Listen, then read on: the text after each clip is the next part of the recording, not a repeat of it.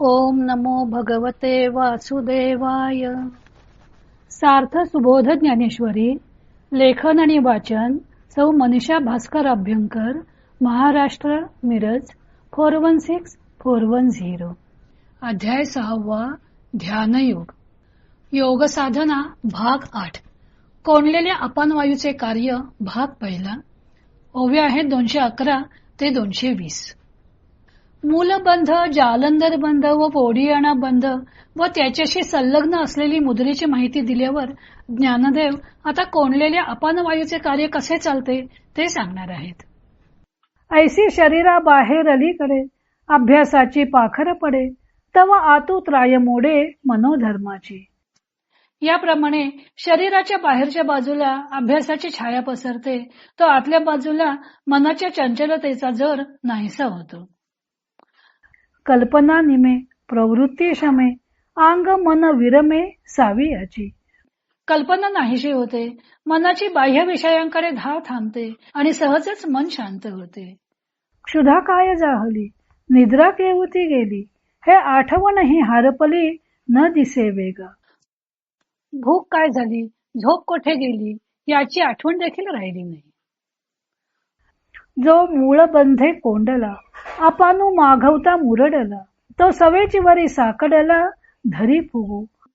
जो अपान वायू मूलबंध कोंडलेला असतो, तो ऊर्ध्वगतीने माघारा फिरून सहजच वर अवघडल्यामुळे फुगवटा धरतो. क्षोभलेपणे माझे उवाईला ठाई गाजे, मणिपुरेसी झुंजे राहोनिया. खवळून तो अपान वायू मस्त होतो व पसरल्या ठिकाणी गुरगुरू लागतो व तेथेच राहून मणिपूर चक्राला धक्के देतो. मग थावलिये वाफुटळी, सैंघ घेऊनी घर डहुळी, बाळपणीची कुही टुळी बाहेर घाली. मग ती अपान वायूची बळावलेली वावटळ सर्व शरीराच्या आत शोधन करून लहानपणीची पोटातील कुचकी घाण बाहेर घालते. भीतरी वळी न धरे, कोठ्या माझी संचरे, कफ पित्ताचे थारे उरवनेरी. त्या अपान वायूला आत वळण्याला कोठे जागा नसल्यामुळे तो मग कोठ्यात प्रवेश करतो व तेथे असलेले कफ आणि पित्त यांचा थारा राहू देत नाही. धातूंचे समुद्र उलंडी, मेदाचे पर्वत फोडी, आतली मज्जा काढी अस्थिगत.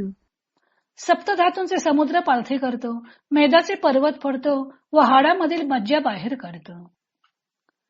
नाडी ते सोडवी, गात्रा ते विघडवी, साधका ते भेडसावी परी बिहावेना. नाड्या खुल्या करतो, अवयव शिथिल करतो व साधकाला भीती दाखवतो, परंतु त्याने भिवू नये.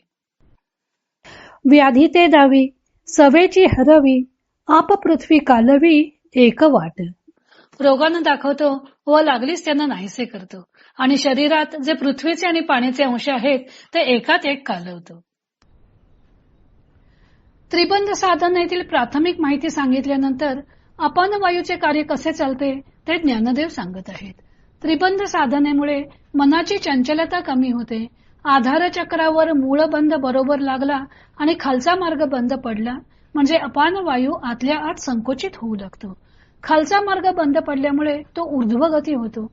3.5 वेढे घालून व मुख खाली करून असलेली कुंडलिनी नामक प्राणशक्ती या कोंडलेल्या अपान वायूमुळे जागृत होते व सुषुम्ना मार्गाने वर जाऊ लागते. तिने आपले मुख ऊर्ध्व दिशेस केले की हळूहळू मनाची चंचलता कमी होते, कल्पना नाहीशी होते, मनाची बाह्य विषयांकडे धाव थांबते व सहजच मन शांत होते. भूक व झोपेची आठवणही राहत नाही. खालचा मार्ग बंद पडल्यावर तो खवळून ऊर्ध्वगती होतो व तेथून तिसरे जे मणिपूर चक्र त्याला धक्के देतो, म्हणजे जागृत झालेली कुंडलिनी मूलाधार चक्र व स्वाधिष्ठान चक्र यांचे भेदन करून मणिपूर चक्रापर्यंत येते. म्हणून ज्ञानदेव म्हणतात की मणिपुरेसी झुंजे. खवळलेला अपान वायू ऊर्ध्वगती झाला की मणिपूर चक्राला धक्के द्यायला लागतो. तो सर्व शरीरात फिरून शरीर शुद्धी करायला लागतो, अमंगळ भाग काढून टाकतो, कोठ्यात कफ व पित्ताला राहू देत नाही, सप्तधातू, मेद, हाडे, नाड्या या सर्वांची शुद्धी करतो. ज्ञानदेव सांगतात की या वायूद्वारे अवयवातील रोग उफाळून येतात, तसेच साधकाला भय वाटेल असे विक्षेपही चित्तात उत्पन्न होतात. अवयवांना शैथिल्य येणे, व्याधी निर्माण होणे इत्यादी विकारांचा परिहारही तो अपानवायू स्वतःच करतो. साधकाच्या देहातील पृथ्वी व आप या दोन्ही भूतांचे अंश त्या वायूच्या क्रियेमुळे एकमेकात कालवले जातात. अशा वेळी साधकाला भीती वाटण्याची शक्यता असते, पण त्याने घाबरून जाऊ नये. योग साधना ही गुरूंच्या मार्गदर्शनाखाली करायची असते, तरच त्यातील रहस्य साधकाला समजू शकेल. षटचक्रे व कुंडलिनी. योगशास्त्रानुसार पाठीच्या कण्यामध्ये माकड हाडापासून मेंदूपर्यंत दोन ज्ञानरज्जू गेलेले असून यातील डाव्या रज्जूस पिंगला म्हणतात व उजव्या रज्जूस इडा म्हणतात. तारायंत्राप्रमाणे या ज्ञानरज्जूमार्फत बाह्य संवेदना मेंदूकडे व मेंदूची प्रतिक्रिया इंद्रियांकडे पाठवली जाते. सामान्य मनुष्याचे ज्ञान संपादन व या क्रिया यासाठी या ज्ञानरज्जूंचा उपयोग पुरेसा होतो. या दोन रज्जूंमधील पोकळीला सुषुम्ना मार्ग म्हणतात. बिनतारी संदेशाप्रमाणे योगी हा मार्ग वापरू शकतात. माकड हाडापासून मेंदूपर्यंत सुषुम्ना मार्गावर 6 चक्र मानलेली आहेत. पहिलं आहे मूलाधार चक्र. हे चक्र शिश्न व गुद यांच्या शिवणीजवळ मागे पाठीच्या कण्यात आहे व याचा रंग लाल आहे. याला 4 पाकळ्या आहेत व देवता गणेश आहे. स्वाधिष्ठान चक्र हे लिंगाच्या मागे पाठीच्या कण्यात असून याचा रंग पिवळा आहे. याला 6 पाकळ्या असून याची देवता ब्रह्मदेव आहे. मणिपूर चक्र हे नाभीच्या मागे पाठीच्या कण्यात असून याचा रंग निळा आहे. याला 10 पाकळ्या असून याची देवता विष्णू आहे. अनाहत चक्र हे हृदयाच्या पाठीच्या कण्यात असून याचा रंग पांढरा आहे आणि याला 12 पाकळ्या असून याची देवता शंकर आहे. विशुद्ध चक्र हे कंठाच्या पाठीमागे पाठीच्या कण्यात असून याचा रंग धुरासारखा आहे.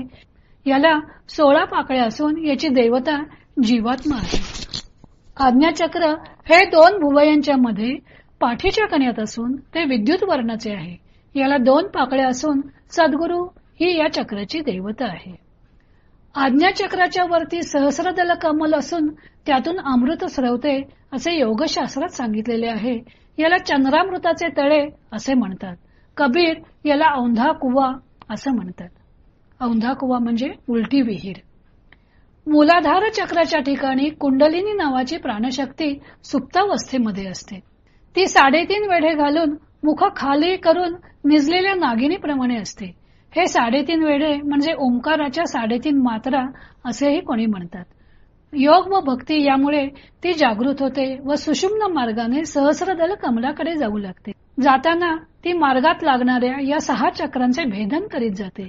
ऊर्ध्वमुख होऊन जात असताना योग्याला अतिंद्रिय अनुभव येऊ लागतात व सिद्धी प्राप्त होतात.